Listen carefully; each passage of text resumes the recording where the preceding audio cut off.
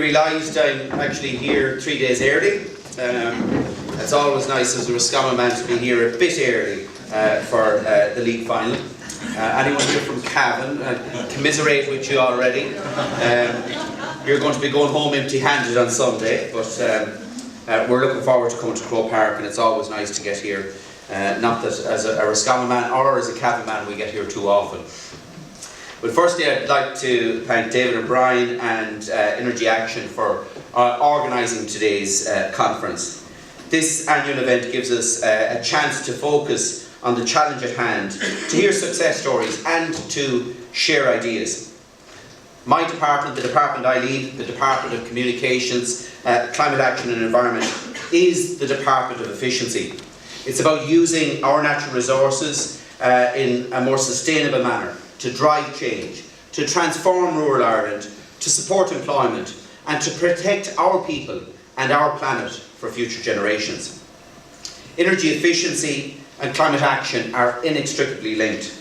Using less energy and using it more efficiently is the most cost-effective way to combat climate change.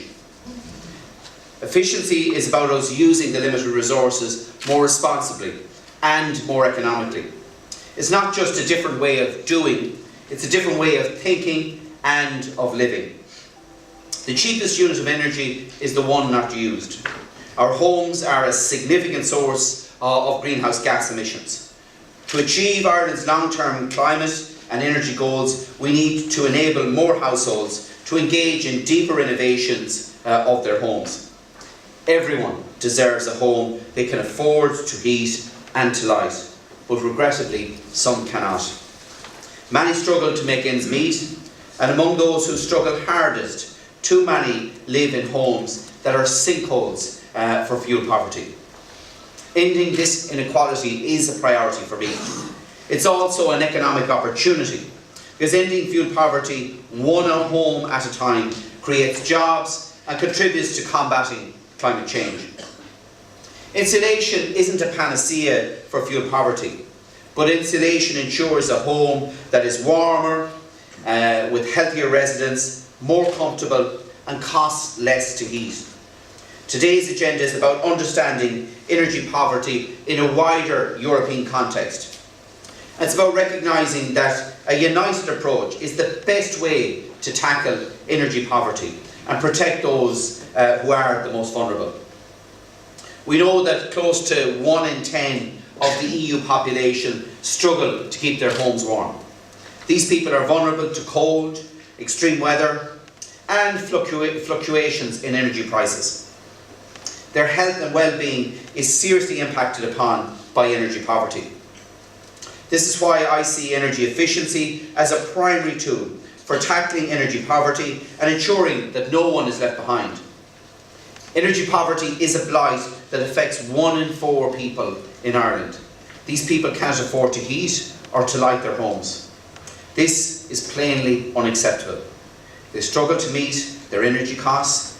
This inequality must and is being addressed. We have a moral imperative to ensure that everyone can afford to light and to heat their homes. But energy poverty is not just an Irish issue. The Irish Government welcomes the opportunity for greater exchange and collaboration within Europe to tackle this. The European Commission has proposed the requirement on all Member States to report levels of energy poverty and the actions being taken to alleviate them under the new Clean Energy Package of legislation. This is an acknowledgement of the severity of this issue right across the EU. Ireland is supporting this proposal, making it easier when we all work together in a collaborative approach. The creation of the EU Energy Poverty Observatory will bring Europe together on this issue, and it's a unique opportunity for collaboration. The Observatory will inform and offer solutions through a user-friendly, accessible resource and, crucially, promote public engagement. I believe it's hugely important that the people of Ireland have their voices heard in this forum. All of this forms an excellent fit with the work of the International Energy Agency on the multiple benefits of energy efficiency. My officials, along with the Sustainable Energy Authority of Ireland, are working closely with the International Energy Agency, particularly looking at the benefits in relation to health and well-being. The Warmer Home Scheme is Ireland's primary grant support scheme for households in energy poverty. Free energy efficiency upgrades are provided to vulnerable households, making those homes warmer and cheaper to heat. For 2018, I've allocated €24 million to this scheme. Up to now, we have primarily focused on supporting shallower measures with this scheme. These deliver high energy savings for low cost and have an impact in making a home warmer and more efficient. And it's been a sensible starting point for this programme. Last year the scheme was expanded to provide deeper retrofit measures to homes, particularly in poor condition. We've also expanded it, as David said, in relation to the domiciliary care allowance.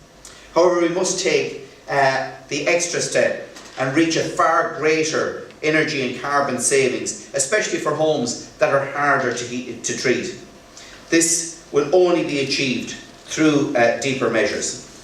Therefore, I'm pleased to announce today that the Warmer Home Scheme will now support all types of wall insulation, including external and, crucially, replacement windows will be supported under the expansion of this scheme.